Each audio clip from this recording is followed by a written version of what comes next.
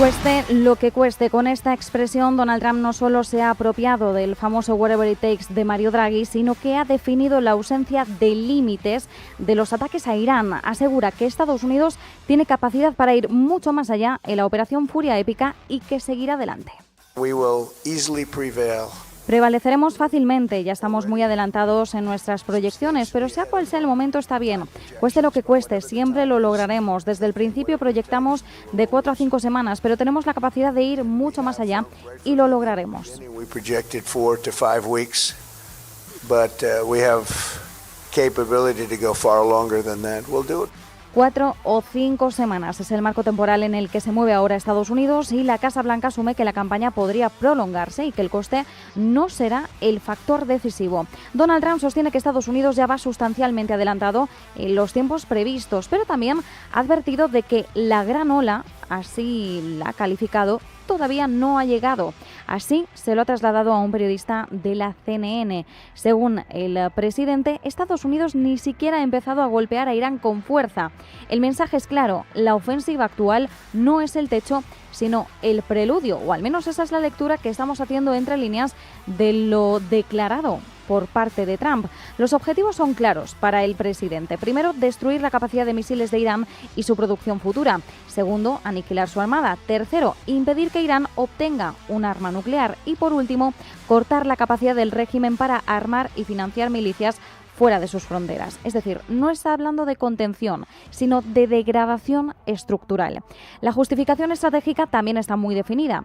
Ya lo sabemos, dice Trump, que Irán se negó durante las conversaciones que tuvieron lugar en las últimas semanas, la última fue el jueves en Ginebra, dice Irán se negó a cesar su búsqueda de armas nucleares y así ha calificado Trump el momento actual.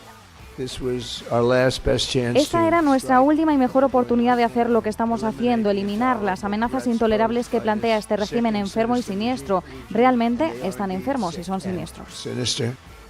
Bueno, añade un argumento que eleva la apuesta y es que según la Casa Blanca el régimen ya tenía misiles capaces de alcanzar Europa y bases estadounidenses y pronto podría haber tenido capacidad de impactar a Estados Unidos. Así que con esto Donald Trump está utilizando el argumento preventivo como justificación central.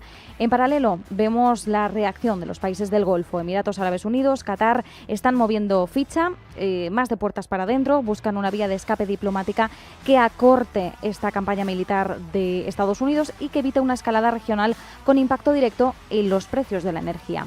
Temen una guerra prolongada que pueda desestabilizar la región y dispare el precio del crudo. Así que están intentando construir una coalición para frenar la deriva antes de que el conflicto cruce un umbral irreversible. Y en Europa, entre otros líderes, se ha pronunciado hoy Emmanuel Macron con algo que puede sentar un precedente importante en la política europea. Ha anunciado que Francia aumentará su arsenal nuclear.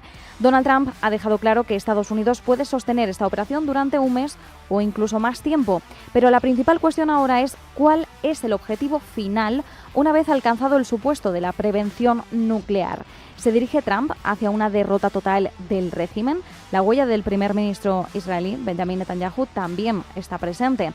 Si Trump habla de una gran ola, el mensaje no es baladí, porque podría significar redefinir por completo el tablero de Oriente Medio.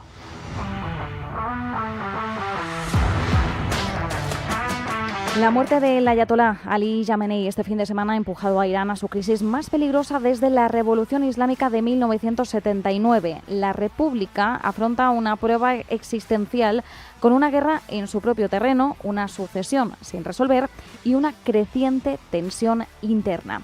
Sin embargo, ¿hasta qué punto se puede hablar de colapso? El sistema iraní fue diseñado precisamente para sobrevivir a la pérdida de un líder, señalan los expertos. Así que el poder no reside en una sola figura, sino en una arquitectura dispersa. Clero, aparatos de seguridad, redes económicas paralelas. Es un régimen que nació para blindarse frente a la contingencia. Así que el peligro no sería la silla vacía que deja Jamenei, sino la presión, si esa presión externa puede empujar al sistema más allá de la capacidad de resiliencia que supuestamente tiene. En el centro de esa resiliencia se encuentra el cuerpo de la Guardia Revolucionaria Islámica, considerado el verdadero centro de gravedad de Irán. La incógnita no es solo quién va a sustituir a Jamenei, sino si esta guardia sale debilitada de esta crisis o si sale reforzada y cierra filas hacia un modelo de gobierno más duro y más centrado en la seguridad. La sucesión está arreglada. Según la Constitución iraní, la Asamblea de Expertos elegirá al próximo líder supremo, una asamblea compuesta por 88 clérigos. Mientras tanto, gobierna un consejo interino que incluye al presidente Masoud Pezeshkian y 2 aliados del círculo de Jamenei. En las deliberaciones de los clérigos aparece el nombre de Hassan Jomeini.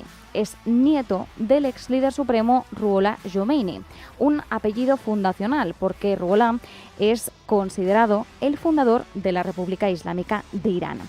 Jomeini podría simbolizar, se dice, un punto de inflexión. Es el más visible de los 15 nietos del fundador y se le considera de perfil moderado dentro del clero iraní.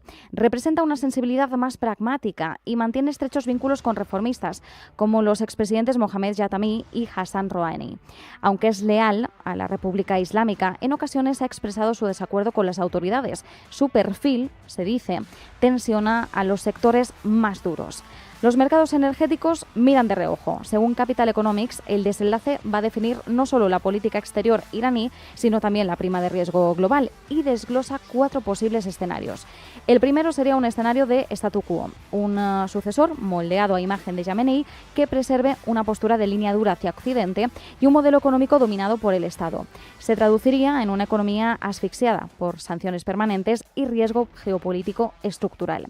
Un segundo camino sería una apertura controlada, un líder más pragmático dentro del mismo marco institucional que conduciría al alivio gradual de sanciones, aunque persistiría la desconfianza entre Irán y Occidente.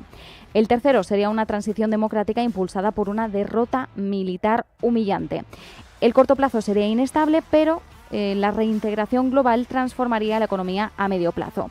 Y el cuarto representaría una transición caótica, principal riesgo extremo. En este caso, los intentos de cambio político podrían fracturar la autoridad central y crear múltiples centros de poder. Las sanciones a Irán se mantendrían intactas. De entre todos ellos, Jomeini encajaría en el segundo escenario, el de pragmatismo dentro del mismo marco revolucionario. Pero la incógnita va más allá, porque no solo sucesión, sino la capacidad del régimen para soportar la presión militar directa sin fractura. Si el objetivo estratégico de Estados Unidos es empujar al régimen hasta su límite, la estabilidad del actual sistema iraní entra en una fase muy decisiva.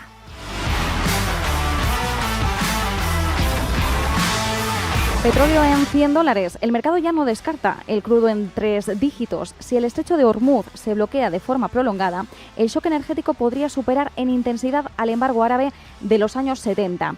Tras los ataques de Estados Unidos e Israel contra Irán, hemos visto la reacción del Brent, del West Texas, con importantes subidas. Los mercados petroleros se preparan para un posible shock de suministro. Y aunque la reacción de hoy es más impulsiva, la pregunta que subyace es si las tensiones podrían escalar hasta convertirse en una interrupción sostenida de las exportaciones del Golfo. Y es que por Hormuz, recordemos, circulan en torno a 20 millones de barriles diarios. Por él transita 1/3 de las exportaciones mundiales de petróleo por vía marítima. Si el tránsito se interrumpe, aunque sea parcialmente, el impacto es automático. Inflación importada, presión sobre los bancos centrales, volatilidad en divisas emergentes y tensiones fiscales en economías dependientes. Sin embargo, expertos como José Basagoiti, CEO y fundador de Trading Pro, insisten en que un cierre del estrecho es poco probable, porque Irán también saldría perjudicada.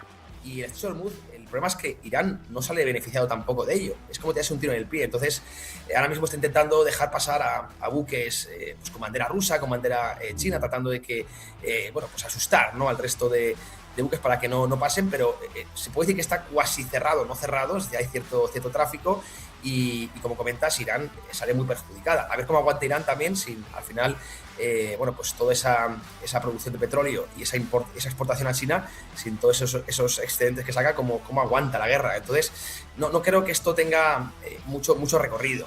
Sin embargo, el riesgo central no es un cierre formal del estrecho, sino, por ejemplo, los ataques puntuales a petroleros. Las navieras están extremando la precaución. Maersk, Hapag-Lloyd, CMA, CGM, MSC han suspendido o desviado rutas. Así que el mercado está reaccionando antes de que el suministro desaparezca físicamente. La variable crítica es Asia. Arabia Saudí podría redirigir crudo por el oleoducto este-oeste hacia el Mar Rojo. Emiratos y Omán cuentan también con alternativas, pero son limitadas. Ninguna infraestructura sustituye por completo al estrecho. Y luego vemos cómo el golpe ya ha alcanzado al gas, porque Qatar ha detenido la producción en instalaciones clave tras ataques con drones. Así que no es un tema menor, porque se trata de uno de los mayores exportadores mundiales de gas natural licuado. Cerca del 20% del comercio global de gas natural licuado sale del Golfo y cruza Hormuz. Como decimos, Hormuz no es solo petróleo, es la arteria que conecta el Golfo con Asia, Europa y Estados Unidos. Si el acceso se bloquea, aunque sea temporalmente, suben los fletes, se retrasan suministros y se tensiona la cadena global.